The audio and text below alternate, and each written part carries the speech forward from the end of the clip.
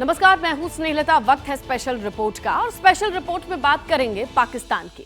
पाकिस्तान दुनिया का इकलौता देश है जहां वक्त से पहले प्रधानमंत्री की कुर्सी ही बदल जाती है। चुनाव से पहले फैसले और अगला दावेदार कौन होगा, क्योंकि जिस नवाज शरीफ को कल तक पाकिस्तान में भगौड़ा बताया जा रहा था वो सेना की आंखों का तारा बन गए हैं। क्योंकि जब नवाज शरीफ 4 साल बाद पाकिस्तान लौटे तो उनका स्वागत ही कुछ ऐसे अंदाज में हुआ जैसे मानो वो कोई जंग जीत कर लौटे। जिन्ना लैंड का चढ़ा पारा, भगोड़े नवाज कैसे बने आंखों का तारा।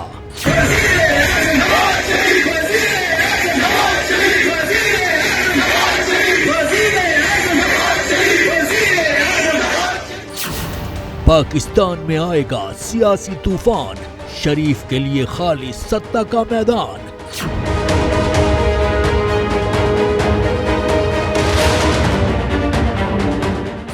फौज से कोर्ट तक डील डन, 4 साल बाद नवाज का ग्रैंड वेलकम। मुझे ये कहने में कोई आर नहीं है कि जो वफा आपने अपने भाई के साथ निभाई है, 21 अक्टूबर आपकी उन वफाओं की समर का दिन है। सरहद पार बढ़ा तनाव, क्या नवाज बिना लड़े जीत जाएंगे चुनाव? कि नवाज शरीफ को बनाने वाले मिटाने वाले कई आए कई चले गए। जहां चलती है फौज की मर्जी, वक्त से पहले बदल जाती है पीएम की कुर्सी।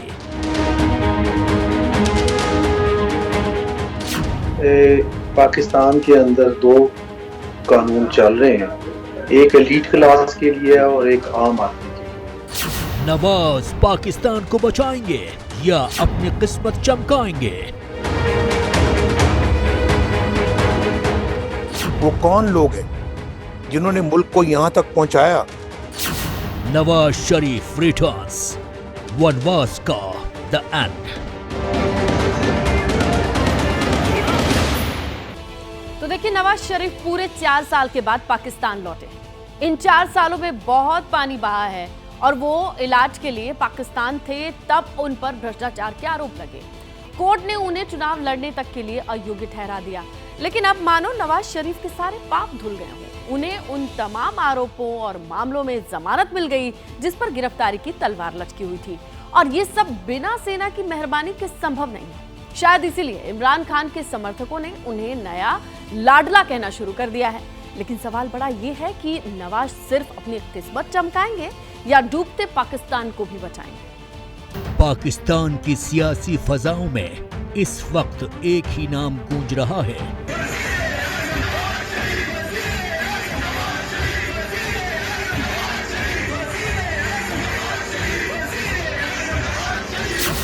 लाहौर की गलियों से लेकर इस्लामाबाद की सड़कों तक, पाकिस्तानी टीवी चैनल से लेकर सोशल मीडिया तक नवाज शरीफ ही छाए हुए हैं।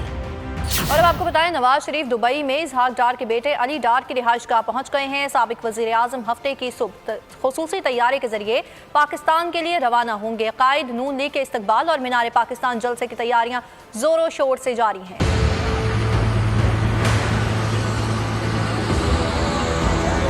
पूरे 4 साल के बाद नवाज शरीफ की घर वापसी हो रही है। ये वो लम्हा जिसका इंतजार नवाज शरीफ और उनकी पार्टी लंबे समय से कर रही थी।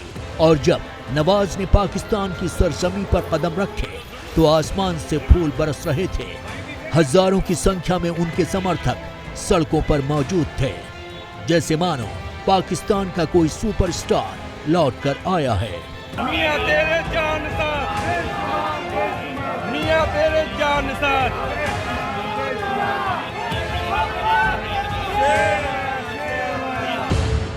नवाज लंदन से सीधे पाकिस्तान नहीं आए हैं, वो दुबई से सऊदी अरब होते हुए पाकिस्तान पहुंचे हैं। यानी अपने आकाओं के आशीर्वाद को अपना कवच बनाकर लाए हैं। मैं वो शख्स हूँ जिसने 150 पेशियाँ भुगती हुई हैं। ना सिर्फ मैंने, मेरी बेटी ने, और बिल आखिर बेटी को भी क्लीन चिट मिली कोर्ट से। और मिलनी थी वो किसी ना ओहदे पर फाइज थी जब मैं वज़ीर आज़म था, जब हमारी गवर्नमेंट थी, ना उनके पास कोई ऑफिस था, ना कोई वज़ीर थी, ना मशीर थी, तो उनको तो ऐसे धर दिया था उन्होंने। रही सही कसर उनकी पार्टी ने पूरी कर दी है, जिसने नवाज के लौटने से पहले ही पूरे पाकिस्तान का माहौल नवाजमय कर दिया था। पाकिस्तान की जिंदगी में, 25 करोड़ अवाम की जिंदगी में उम्मीद का दिन वापस लौट के आ रहा है। ये एक नई मुस्लिम लीग नून का जन्म हुआ है माशाल्लाह। नवाज शरीफ आएगी तो मुल्क का पहिया चलेगा। नवाज शरीफ को बनाने वाले, मिटाने वाले कई आए, कई चले गए। नवाज शरीफ ऐसे वक्त में पाकिस्तान लौट रहे हैं जब सत्ता का सियासी मैदान पूरी तरह से खाली है और सेना के सामने नवाज के सिवाय कोई ऑप्शन नहीं बचा है। इस वक्त पाकिस्तान में नवाज शरीफ को चुनौती देने वाला कोई भी नहीं है। इमरान खान जेल में है और जो केयरटेकर सरकार है अनवारुल हक जिसे चला रहे, वो नवाज शरीफ के भाई शहबाज शरीफ के इशारे पर चलती है। दरअसल नवाज शरीफ के लिए माहौल बनाने और पाकिस्तान में उनके लौटने की स्क्रिप्ट लिखने में उनके भाई शहबाज की बड़ी भूमिका है। यही वजह है कि इस वक्त पाकिस्तान मुस्लिम लीग नवाज में हर कोई शहबाज की वफा के कशीदे पढ़ रहा है। जिन्होंने नवाज शरीफ साहब का बाजू बनकर, उनकी स्ट्रेंथ बनकर, जिस तरह मुश्किल हालात में नवाज शरीफ साहब का परचम बुलंद रखा, जिस तरह से वफा उन्होंने अपने भाई के साथ निभाई, मैं मिस्टर प्रेसिडेंट जरा इधर देखें प्लीज, मैं आपको PMLN की तरफ से सलाम पेश करना चाहती हूं। और अंकल, मुझे ये कहने में कोई आर नहीं है कि जो वफा आपने अपने भाई के साथ निभाई है, 21 अक्टूबर आपकी उन वफाओं की समर का दिन है। हालांकि नवाज के पाकिस्तान आते ही सियासी पारा चढ़ने लगा है, क्योंकि 2019 में नवाज इलाज के नाम पर लंदन गए थे। ये पाकिस्तान के इतिहास में पहली बार था जब किसी सजा याफ्ता को देश से बाहर जाने की इजाजत मिली थी।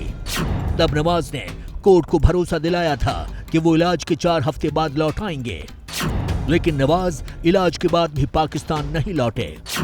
इस दौरान नवाज को कई नोटिस भेजे, लेकिन नवाज ने एक भी नोटिस का जवाब देना मुनासिब नहीं समझा। यही वजह है कि एक धड़े की तरफ से उन्हें जेल भेजने की बात कही जा रही है। कुछ लोग ये भी कह रहे हैं कि शायद 24 को उनको जमानत जो है ना कंफर्मेशन ना हो, फिर उनको गिरफ्तारी का साफ जरा जमानत कैंसिल हो जाती है तो फिर तो नैब को कहा जाएगा कि नैब तो वहाँ मौजूद होगा कि गिरफ्तार कर लें। लोग भी आएंगे मियाँ साहब के साथ, 3-4 हज़ार लोग मुमकिन है अदालत में जब वो आए एक जुलूस की शक्ल में है, जैसे वो खान साहब भी आते थे। ये देखें मियाँ साहब जो है उनको पुलिस पकड़ के या नैब पकड़ के उनको अडियाला लेकर जा रही है और फिर उसके बाद केस प्रोसेस होगा। उधर नवाज और उनके समर्थकों को भी ये बात खाई जा रही थी कि पाकिस्तान में कदम रखते ही नवाज की गिरफ्तारी तो नहीं हो जाएगी, लेकिन नवाज और उनकी पार्टी का अंदाज बता रहा है कि वो सारी गोटियां सेट करने के बाद ही लौटे हैं।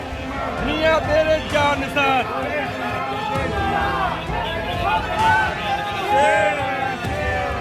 बाबूजी आई लव यू, बाबूजी आई लव यू। पाकिस्तान के अंदर 2 कानून चल रहे हैं, एक एलीट क्लास के लिए और एक आम आदमी के लिए।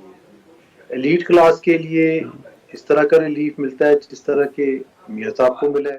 इसे इस बात से समझ सकते हैं कि नवाज के लौटने से पहले ही उन्हें एवनफील्ड और अल अजीजिया जैसे भ्रष्टाचार मामलों में कोर्ट की तरफ से राहत दे दी गई है।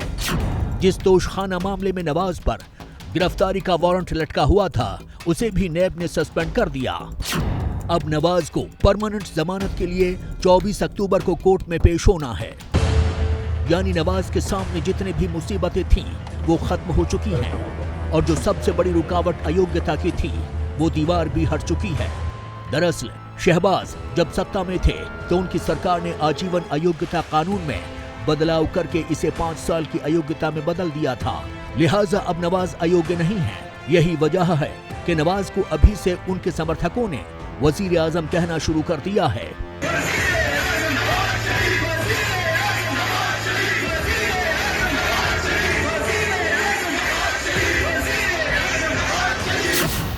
जानकारों की माने तो नवाज शरीफ की पाकिस्तानी फौज के साथ डील हो चुकी है, जिसमें नवाज को प्रधानमंत्री की कुर्सी तोहफे में मिलेगी, लेकिन मर्जी सेना की चलेगी।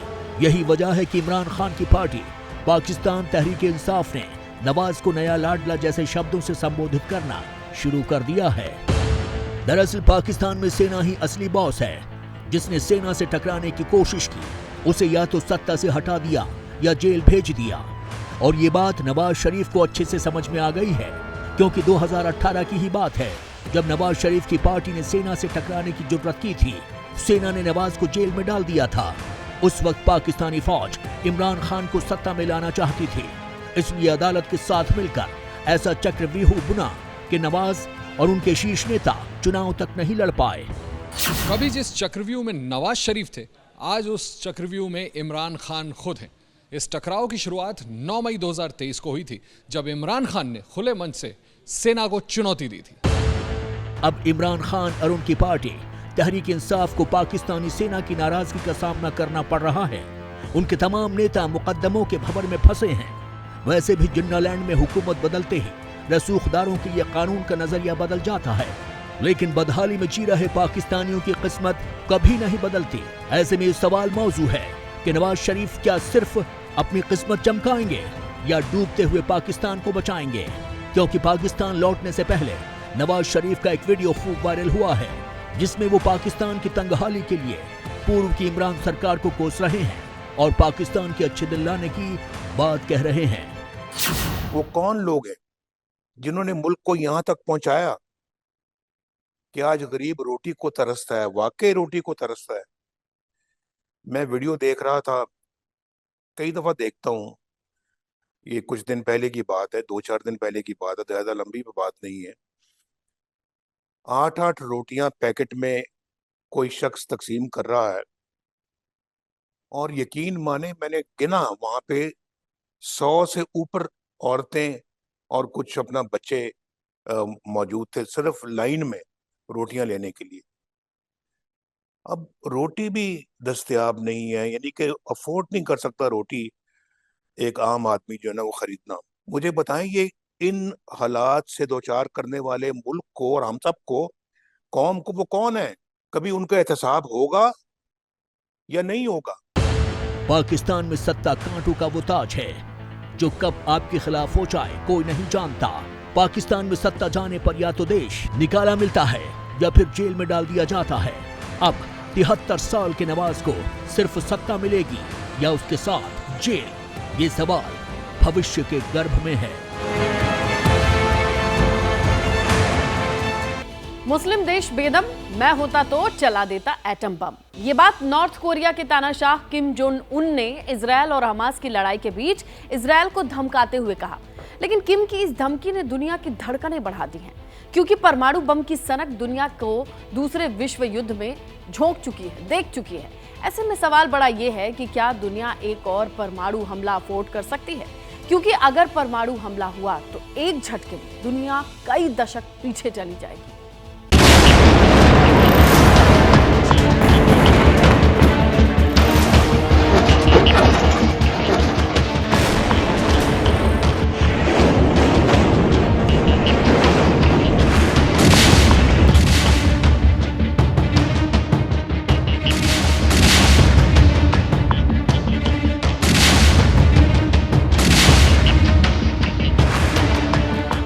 तानाशाह का ट्वीट बम, दुनिया में मचा हड़कंप।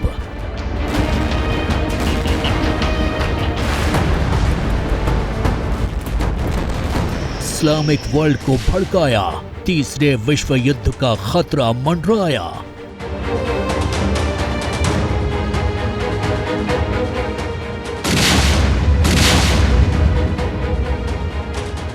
युद्ध में उतरेंगे महाविनाशक हथियार, इजराइल को नॉर्थ कोरिया की ललकार।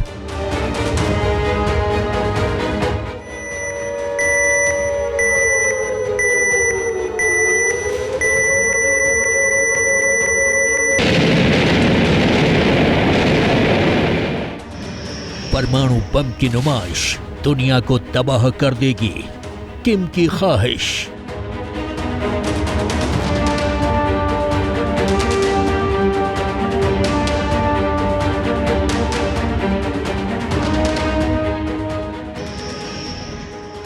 पांच 5,269 मौत, 18,422 घायल, हजारों इमारतें तबाह, करोड़ों अरबों का नुकसान। ये 15 दिन से जारी इजराइल और हमास की लड़ाई में सामने आए वो आंकड़े हैं जो हर घटते पहर के साथ बढ़ रहे हैं।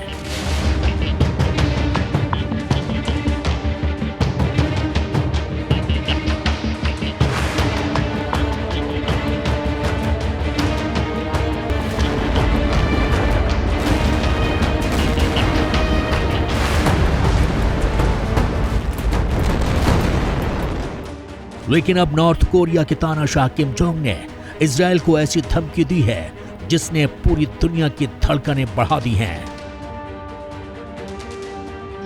किम जोंग उन ने अपने परमाणु हथियारों की सनक दिखाते हुए कहा है कि फलस्तीन सिर्फ एक अरब या मुस्लिम मुद्दा नहीं है, बल्कि एक स्वतंत्रता का मुद्दा है।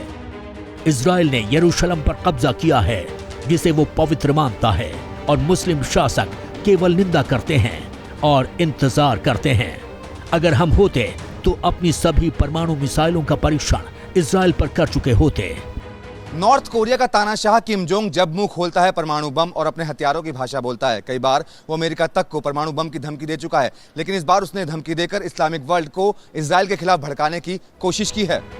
अभी युद्ध में सफेद फास्फोरस बम का इस्तेमाल हो रहा है, जिस पर लंबी बहस छिड़ी है। अगर युद्ध में परमाणु बम का इस्तेमाल हुआ तो पूरी दुनिया का सिस्टम बिगड़ जाएगा।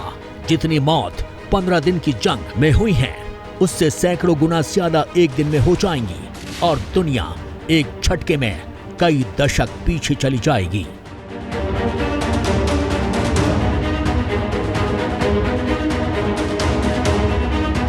दुनिया परमाणु बम की ताकत दूसरे विश्व युद्ध के समय देख चुकी है, जब अमेरिका ने जापान के हिरोशिमा और नागासाकी पर हमला किया था।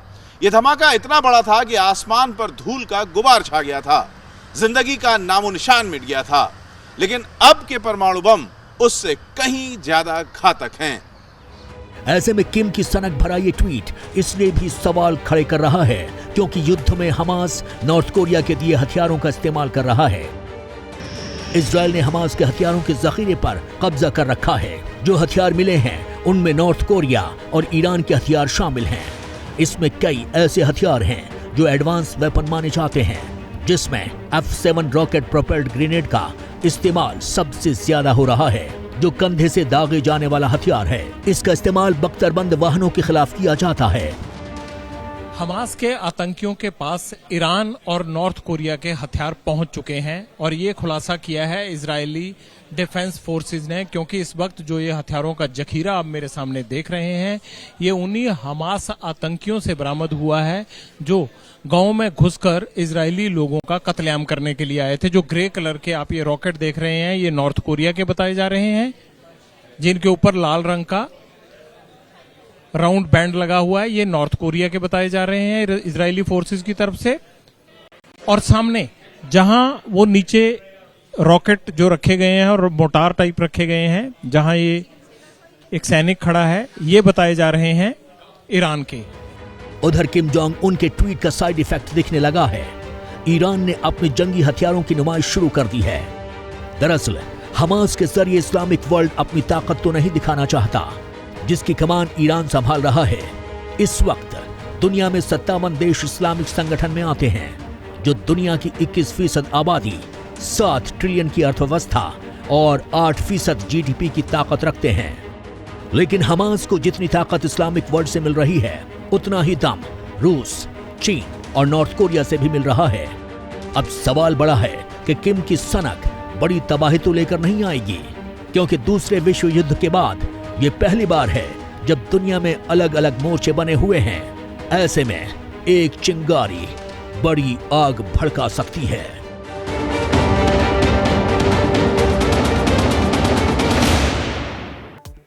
तो देखिए, जो काम रूस नहीं कर सका, चीन नहीं कर सका, क्या वो काम मिडिल ईस्ट करने वाला है?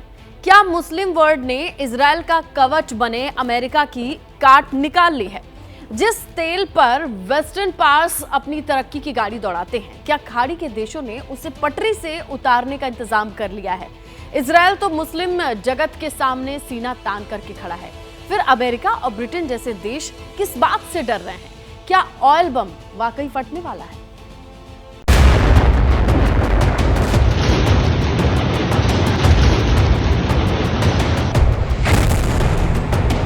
क्या ये धमाके महायुद्ध की आग भड़काएंगे?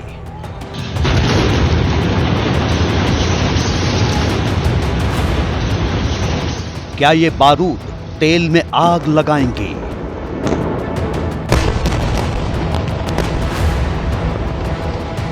क्या ये प्रहार समय का पहिया उल्टा घुमाएंगे? क्या ये हमले दुनिया को 170 साल पीछे ले जाएंगे? इन सवालों ने अमेरिका की नींद उड़ा दी है, ब्रिटेन का चैन छीन लिया है, पूरी दुनिया को डरा दिया है, क्योंकि हमास और इजराइल के युद्ध की तपिश इस्लामिक वर्ल्ड का पारा चढ़ा रही है, खाड़ी देशों को सुलगा रही है और अरब देशों को नेतन्याहू के खिलाफ एकजुट कर रही है।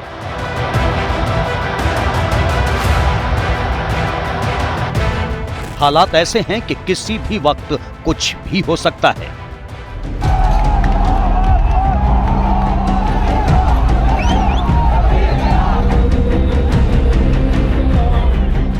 मुस्लिम वर्ल्ड का गुस्सा तेल अवीव के खिलाफ है। धड़कनें दुनिया की क्यों बढ़ी हैं?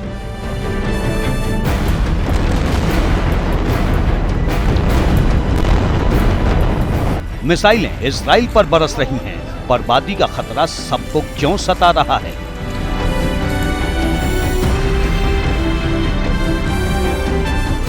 क्या ये लड़ाई दुनिया को तेल बिना तरसाएगी?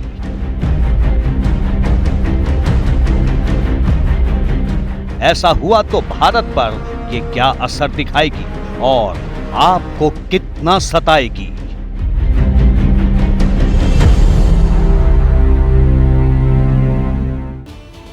देखिए, इजराइल और हमास की जंग तबाही की रोज नई तस्वीर दिखा रही है, नए नए खतरों का सायरन बजा रही है। इन्हीं में से एक है तेल संकट का खतरा। डर है कि लड़ाई अगर लंबी खिंची, इसमें नए मुल्क शामिल हुए तो तेल के दामों में आग लग सकती है। तेल के दाम बढ़े तो कई देशों की इकोनॉमी तबाह हो जाएगी। इस डर की वजह से अरब देशों का इतिहास जो भी बताता है, जब भी मिडिल ईस्ट में जंग की आग लगी है, तब तब तेल के दाम आसमान पर पहुंचे हैं। इनकी मार उन देशों पर भी पड़ी है जिनका जंग से कोई वास्ता नहीं था। देखिए इस रिपोर्ट।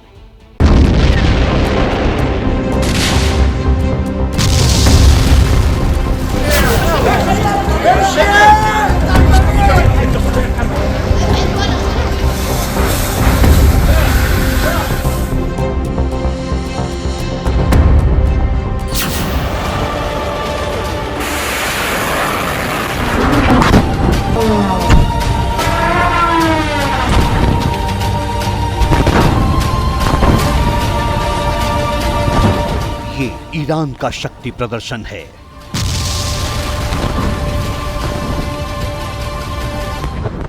हर गुजरते दिन के साथ दुनिया को महायुद्ध के करीब धकेलती गाजा की लड़ाई के बीच ईरान यलगार के लिए तैयार है।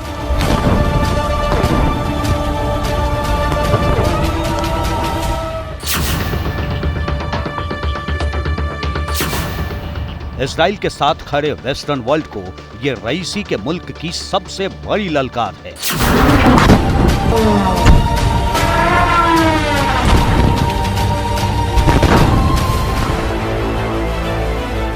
इधर ईरान ने दुनिया को अपने अंडरग्राउंड मिसाइल बेस और किलिंग ड्रोन की पावर दिखाई। उधर उसके सुप्रीम लीडर अली खामनेई का 4 साल पुराना बयान सोशल मीडिया पर ट्रेंड करने लगा। बुजुर्गान अमेरिकाई रोशन करें। हमारे लिए अमेरिका की मौत का मतलब अमेरिका के शासकों की मौत है। हमारा मतलब उनकी मौत से है जो अमेरिका की सत्ता चला रहे हैं। गुरूही के दरीद इदारे में कौन किशोरेतुन रो। हुंकार अमेरिका के रॉक सॉलिड सपोर्ट वाला इजराइल भी भर रहा है। जिस हमास के समर्थन में ईरान, इजराइल, अमेरिका और पश्चिमी मुल्कों की साझा ताकत से टकराने का हौसला दिखा रहा है, उसे नेतन्याहू के कमांडर चुटकियों में मसलने की बात कर रहे हैं। हमें कोई रोकने वाला नहीं है और गाजा के भीतर से कोई खतरा नहीं है। इसमें एक दिन, एक हफ्ता और एक महीना नहीं लगने वाला।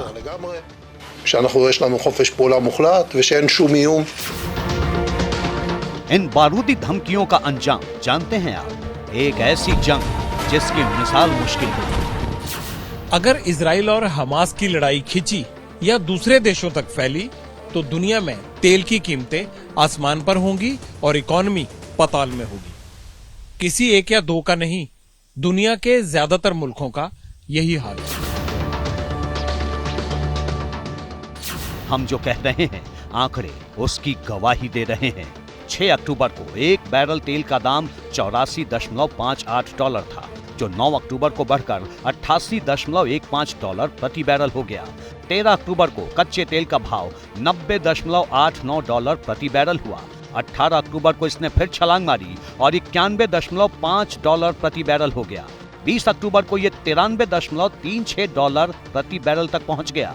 मतलब ये कि गाजा की जंग इंटरनेशनल मार्केट में तेल की कीमत अब तक 10.38% बढ़ा चुकी है। एक्सपर्ट्स कह रहे हैं कि अगर लड़ाई खिंची या इसका दायरा बढ़ा तो तेल के दाम में इजाफे का सिलसिला भी आगे बढ़ेगा।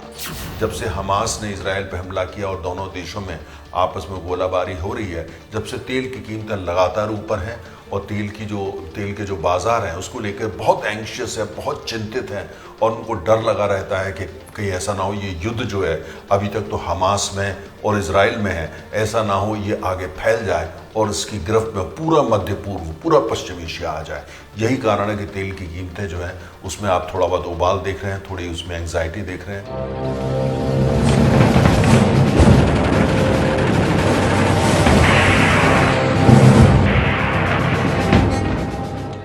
इस डर के पीछे मध्य पूर्व का इतिहास है, क्योंकि वहां की हर चिंगारी तेल में आग लगाती रही है। यह सिलसिला 5 दशक पुराना है। 6 अक्टूबर 1973 योम किप्पुर वॉर। इजिप्ट और सीरिया के हमले से शुरू हुई इस जंग में भी अमेरिका इस्राइल के साथ खड़ा था। इससे भर के मुस्लिम देशों ने तेल का दाम करीब 70% तक बढ़ा दिया। इजराइल को मिल रहे अमेरिकी समर्थन से भड़के मुस्लिम देशों को सऊदी अरब लीड कर रहा था। उसके कहने पर ही मुस्लिम देशों ने अमेरिका और उसके सहयोगियों के खिलाफ तेल पर प्रतिबंध लगा दिया। इसके साथ ही तेल का दाम 70% तक बढ़ गया। सिर्फ 20 दिन चली इस लड़ाई में इजराइल जीत जरूर गया, लेकिन इसके अंजाम ने पूरी दुनिया को लंबे समय तक परेशान रखा। मार्च 1973 में जो तेल $25.3 प्रति बैरल था, वो जनवरी 1974 तक $66.78 प्रति बैरल तक पहुंच गया, यानी करीब 2.5 गुना से भी ज्यादा। सिर्फ 6 साल के बाद 1979 में ईरान में क्रांति हुई। रजा शाह पहलवी की गद्दी गई, ईरान इस्लामिक गणराज्य बना, सत्ता अयातुल्लाह खुमैनी के हाथ में आई और 1980 में ईरान अपने पड़ोसी इराक से भिड़ गया। इसकी चोट पूरी दुनिया पर पड़ी। जनवरी 1979 में जो तेल $66.91 प्रति बैरल था, वो मई 1980 तक बढ़कर $148.64 प्रति बैरल हो गया, यानी करीब 2 गुने से भी ज्यादा। बाद में हालात सुधरे, लेकिन 1990 से 1991 के बीच हुए पहले खाड़ी युद्ध में भी तेल ने छलांग वाला इतिहास दोहरा दिया। जून 1990 में तेल $40.44 प्रति बैरल था, लेकिन 4 महीने बाद यानी 1990 आते आते ये $81.24 प्रति बैरल हो गया, यानी 2 गुने से भी ज्यादा। पहला खाड़ी युद्ध खत्म होने के बाद दुनिया अपनी जेब की सलवटें दुरुस्त कर रही थी कि मार्च 2003 में दूसरा खाड़ी युद्ध हो गया। कुवैत पर इराक के हमले के बाद अमेरिका को लगा कि अगर सद्दाम ने सऊदी अरब पर भी कब्जा कर लिया तो तेल का एक बड़ा इलाका उसके हाथ से निकल जाएगा और उसका बहुत बड़ा नुकसान होगा, और इसीलिए अपने हितों की हिफाजत के लिए अमेरिका ने इराक को मिट्टी में मिला दिया। इसमें सिर्फ इराक ही तबाह नहीं हुआ, पूरी दुनिया की इकॉनमी हिल गई। जनवरी 2003 में जो तेल $56.77 प्रति बैरल था, वो जुलाई 2006 में $112.49 प्रति बैरल हो चुका था। 2010 में अरब वर्ल्ड में लगी क्रांति की आग के बीच भी तेल ने ऐसे ही रंग दिखाए थे, और अब इजराइल और हमास की जंग इशारा कर रही है कि आने वाले दिनों में तेल के लिए इंपोर्ट पर निर्भर अमेरिका, भारत, चीन और जापान जैसे तमाम देशों को भारी संकट का सामना करना पड़ सकता है।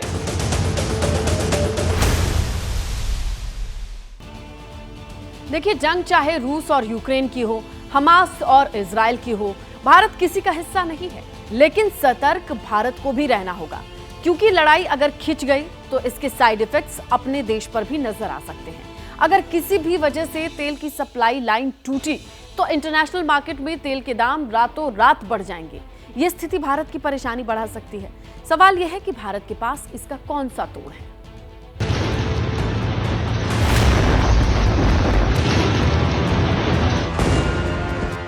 गाजा पर गिरने वाले बारूद का हर कतरा मुस्लिम वर्ल्ड का गुस्सा भड़का रहा है।